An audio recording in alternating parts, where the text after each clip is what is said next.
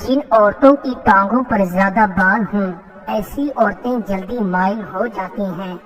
جس عورت کی گردن موٹی ہوتی ہے ایسی عورت مغرور اور لالچی ہوتی ہے۔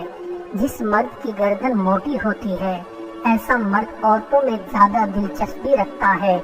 جس مرد کے کان چھوٹے ہوتے ہیں ایسا مرد لڑکوں میں دلچسپی رکھتا ہے۔ جس عورت کے کان چھوٹے ہوں ایسی عورت اکثر منحوس ثابت ہوتی ہے۔ جو عورت تیز بولنے کی عادی ہوتی ہے ایسی عورت سے وفا کی امید نہیں ہوتی۔ جو عورت جلدی ناراض ہو جاتی ہے ایسی عورت مرد کو جلد بوڑھا کر دیتی ہے۔ ہر وقت بیوی کے پاس رہنے سے شوہر کے بال جلد سفید ہونا شروع ہو جاتے ہیں۔ جس عورت کے بال گھنگرالے ہوں ایسی عورت قسمت کی دھنی ہوتی ہے۔ فالسا کھانے سے انسان کے پتے کی پتھری خود بخود ختم ہو جاتی ہے۔ عربیوں کی سبزی کھانے سے انسان کے چہرے پر کیل چھائیاں کبھی نہیں ہوتی۔ روز نہا کر رات کو سونے سے مرد کی جوانی واپس آنا شروع ہو جاتی ہے۔ زیر ناف بالوں کو دیر سے صاف کرنے سے مرد کی مردانگی پر برا اثر پڑتا ہے۔ کبوتر کا لعاب ناف میں ڈال کر سونے سے آدمی کا وزن کم ہونا شروع ہو جاتا ہے۔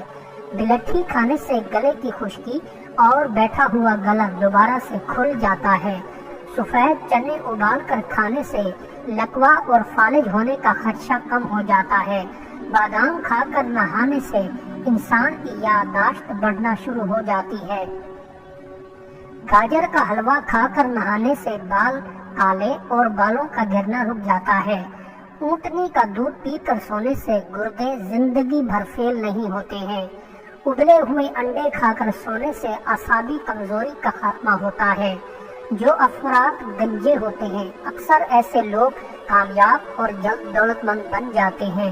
جن افراد کی مونچھیں زیادہ بڑی ہوتی ہیں ایسے لوگ دل کے کالے ہوتے ہیں۔